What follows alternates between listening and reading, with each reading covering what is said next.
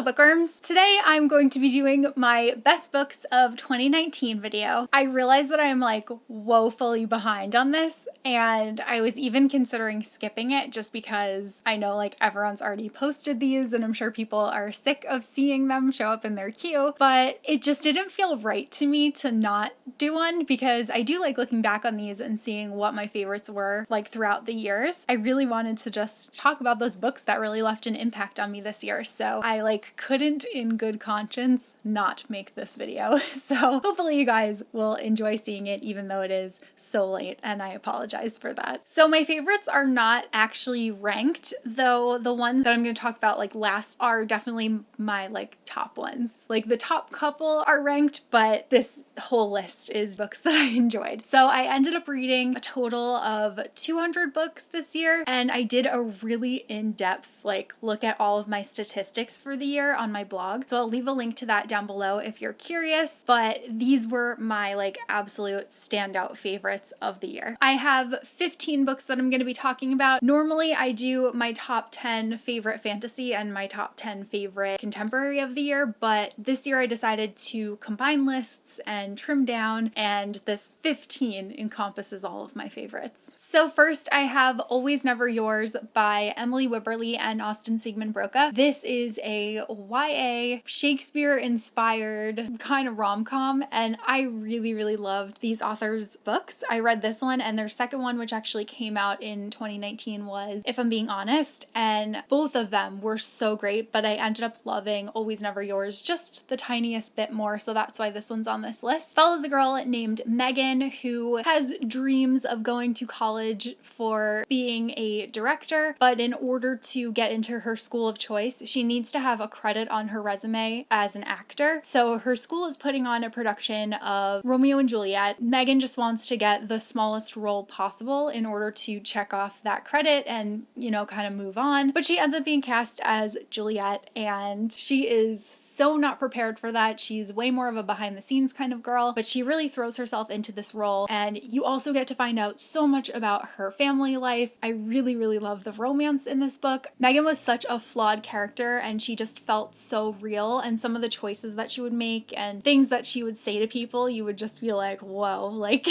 she's great. Like she's so entertaining, but I really felt for her too. And I thought there was a really good balance between those kind of shocking moments and the kind of heartwarming moments. And I also really liked just all of the nods to Shakespeare, like the pizza place that they would go to, and it was so cute. Like the whole town was very into it. It's one that I definitely still think about from time to time. I'm sure no one will be surprised to see this on my list, but I also really enjoyed 10 Blind Dates by Ashley Elston. This is actually the UK paperback version. My hardcover, I just can't reach from where I'm sitting, so that's why I'm holding this version. But I have talked about this book so many times on my channel, so I'm sure that you guys already know what it's about, but just in case you don't, it follows a girl named Sophie, and her boyfriend breaks up with her right before the holidays, and she has like a huge Italian family, so she goes to her grandma's house, and her grandma comes out with the idea of having each member of her family basically fight each other to get a spot to set Sophie up on a blind date every night until the holiday season is over. So she's gonna go on 10 blind dates in total, and she ends up going on some really hilarious dates, some really cute dates, and I just loved it. I love the family dynamic. I love all of the seriousness of what's going on with Sophie's sister, why her parents aren't there for this novel. I just thought the whole thing was executed so well, and I cannot wait to see this adapted. It got optioned for Netflix, and it has the same director as To All the Boys I've Loved Before, so I'm just so excited. This book had me laughing, and I can't wait to see it brought to life. Next on my list is Red Scrolls of Magic by Cassandra Clare. This book followed Alec and Magnus, and it takes place after the third Mortal Instruments book, I believe. This was just such a fun travel novel. It took place in Europe, and it followed Magnus and Alec on their vacation, which turns out to not be much of a vacation from everything they were trying to escape, but it was just so fun and kind of lighthearted because obviously you knew that the characters were probably going to be fine because they're in the last Mortal Instruments books.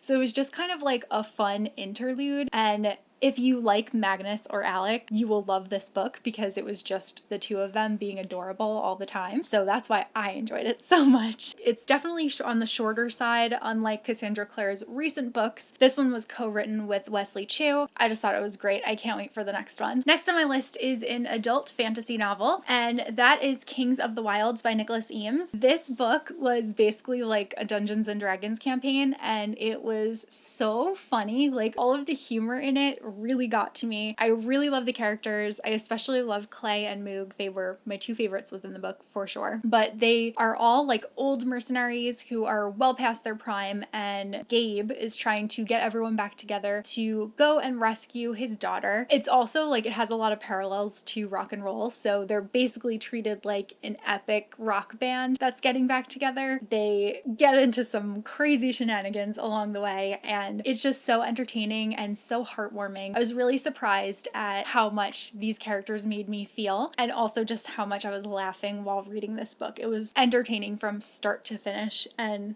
Andrew's actually reading it right now, which makes me so happy. Then I finally got around to reading The Start of Me and You by Emery Lord. I loved this book so much. It follows a young girl named Paige, and her boyfriend passed away, so she's kind of known around town as the girl whose boyfriend passed away. She decides to make a list for herself to try to push herself outside of her comfort zone and try to do some things in the year that will help her move on and help her like live a more normal life. She ends up joining a quiz bowl team, and she meets this guy Max, and the two of them are just so adorable. Max is like one of the nicest people ever. Paige actually has a crush on his cousin. The way that things develop are just so perfect. Emery Lord is known for writing very emotional contemporaries, and this one definitely got me crying. I really loved it. Like, the whole thing was just so beautifully written and so entertaining, and I really love these characters. And then another older contemporary that I finally got around to this year was Second Chance Summer by Morgan Matson. I put this one off for so long because I knew just how sad it was going to be, and it was even sadder than I had built it up in my mind. This one had me crying so much, but I really loved it. I thought that the way that Morgan Matson captured summertime was like so reminiscent of my summers when I was a kid and like didn't have to work all the time. So that was really fun. I loved the just the whole setting. It was really immersive, and I really loved Taylor and getting to see her deal with the fallout of everything, like all of the people that she kind of left behind at her summer house when she was younger. She hasn't gone there in so many years, but her dad is terminally ill, and it is his basically dying wish to spend one last summer together as a family in their house. It's so sad, but it's so good. Gosh, is it my favorite Morgan Matson book? I think I need to reread Since You've Been Gone and then make a final decision, but this could be my favorite of her books so far. Next on my list is Well Met by Jen DeLuca. This is a romance novel. It takes place at a Ren fair, and the setting just totally spoke to me. I loved the characters, I loved the relationship between the characters, and I really loved everything about the Ren fair. Oh my god, it made me so happy. I think Emily was such a great character. I really liked seeing her deal with her internal issues, also like helping out her family, being there for them first and foremost, and sacrificing her time to volunteer at this Renaissance fair, which she doesn't really have any attachment to, but certainly makes a big impression upon and becomes a huge part of it. I just loved it to pieces. Next up is Queen of Nothing by Holly Black. This is the third and final book in the Folk of the Air trilogy. I absolutely love this series from start to finish, and I reread all of the books in this world prior to the release of Queen of Nothing along with some of my very best friends here on YouTube. It was such a fun experience, and I'm so glad that we did that because I feel like I got so much more out of this book having known all of the other elements and all of the other characters at play in this world. It was so well executed in my opinion. The one thing that I will say is that it was definitely quick. There definitely could have been an extra 100 or 200 pages to it, but it accomplished everything that I wanted it to accomplish, so I was very pleased with it, and it just made me so happy. Next up is The Simple Wilds by K.A. Tucker. I really loved this book. It takes place in Alaska, and it follows a girl who never got to know her father because he basically chose Alaska over his family when she was a young child. Her mom moved her away when she was 2 years old, old, so she never really got to know him. She never really got to know Alaska, and she gets a phone call that her father has been diagnosed with cancer, and she makes the decision to go to Alaska and spend some time trying to get to know him before he passes away. It's really emotional. I thought that it portrayed Alaska really well. It was really interesting having been there and having more of a city-minded protagonist going into this like complete wilderness situation. I felt like I related to her so hard from our trip to Alaska, and I also really enjoyed the romance in it. I thought it was really cute, but overall just like the story of family really got to me. Next on my list is an adult novel, and that is A Man Called Uwe by Frederick Bachman. This one follows an old curmudgeon named Uwe. He is just this old lonely man that complains all the time, and those are my favorite kind of characters because I just really want to like break them and make them be happy. It's just such a heartwarming story because while he is so much of a grump, he does things to help other people, even though he acts really stressed out about it, but you can tell that like he has a really good heart and he means well despite the way that he might outwardly act toward people. It was just a really uplifting novel, and I found a lot of joy in it. It just made me so happy to see the progression of his character and get to learn more about his past and what made him the way that he is now. It was just really heartwarming. I actually borrowed this book from my mother-in-law, and then I loved it so much that I ended up purchasing a copy for myself. All right, I'm down to my final 5, or I should say top 5. So these are the top 5 books that I read in 2019. The first one being Sorcery of Thorns by Margaret Rogerson. I loved this book so much. It is kind of like an old school fantasy novel, and we're following a main character named Elizabeth who has grown up in this magical library where the grimoires come to life and sometimes they attack people, and she's always been taught that sorcerers are bad people, not to trust sorcerers. After something happens, she ends up having to team herself up with a sorcerer named Nathaniel, and the two of them have to work together to prove what's actually going on across all of these magical libraries. And I think that if you're someone that enjoys books, you will absolutely fall for this world. Like, it was so well written and so enthralling. I just loved the characters so much, and I just felt such a strong connection to Elizabeth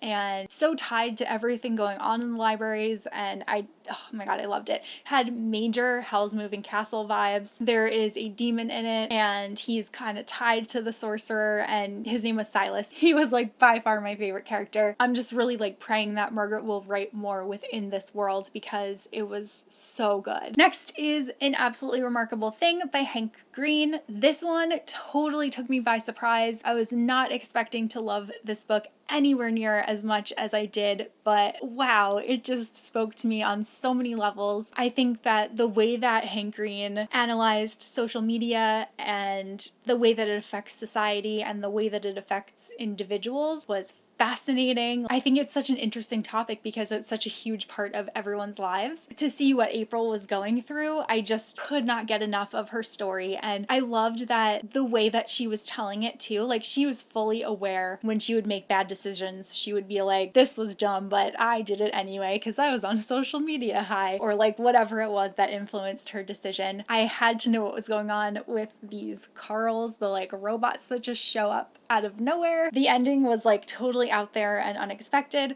but Hank actually already wrote a second novel in the series, and it's coming out in July of 2020, and I'm gonna read that on release day because I cannot wait. I'm so excited after loving this one so much. Next is another, I want to say adult fantasy. It's a lot of times classified as YA, but I have always seen it as adult, and that is Well of Ascension by Brandon Sanderson. This is the second book in the Mistborn trilogy. Of the 3 books within Mistborn, Well of Ascension is by far my favorite installment. I just loved the way that the story progressed in here, and we got so much more of my favorite character in this one. Oh my god, I could not put it down. I ended up binge reading the series, which pretty much never happens. Like, I usually need a break between books so that I can explore other worlds, and this one, I ended up doing that. Like, I picked up another book after Well of Ascension, and I ended up DNFing it because I was like still thinking about these characters, and I was like, I just can't go on living my life not knowing how the story is going to conclude. So I had to put that book aside and pick up Hero of Ages, which I also really loved, but I loved Well of Ascension more. And I didn't want to like cheat and include both of them as one book, so I decided to just go with my favorite in the series. And yeah, this one is definitely way heavier on the political intrigue. Brandon Sanderson is a master. Next favorite is Red, White, and Royal Blue by Casey McQuiston. I'm sure this one is no surprise to anyone who has watched my channel throughout the past year. I definitely talked about this one constantly. I know that a lot of other people are talking about it as well, so I'm not gonna like go too much into depth. It's basically a male-male romance following the son of the President of the United States, the female President of the United States, and the Prince of Wales, and the two of them get into an altercation. So they set up a whole PR scheme for the two of them to interact and prove that things are okay between them, so there's no like international problems. And then the two of them end up really hitting it off with one another. They fall in love, and it's so cute, so adorable. I love the writing style. I loved everything about the way that this story was told. It's another one that is heavy on the politics, which I usually do not care for,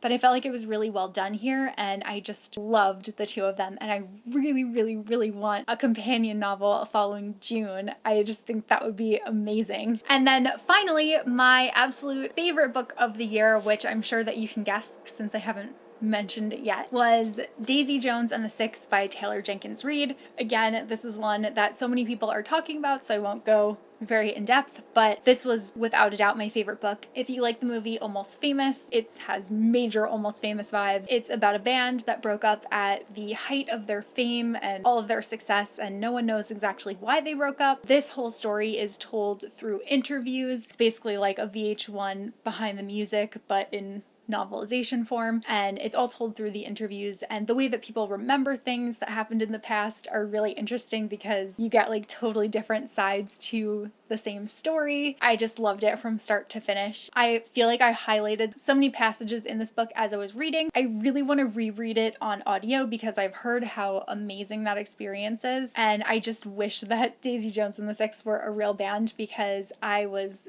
dying to hear their music. I'm really glad that it's being adapted because I imagine they're going to make the actual music. I mean, they would have to. I think that each of the three female characters were such a good representation of strong females and how there are different kinds of strong women and you don't all need to follow the same path to have that strength. And it was just beautiful. Like, I just loved it. Obviously, it's my favorite book of the year. So those were all of my favorites of the year. Let me know if you read any of the ones that I mentioned. Again, sorry this is coming to you so late, but hopefully you still enjoyed it. And that's all that I have for this video. So I will see you guys soon in a new one.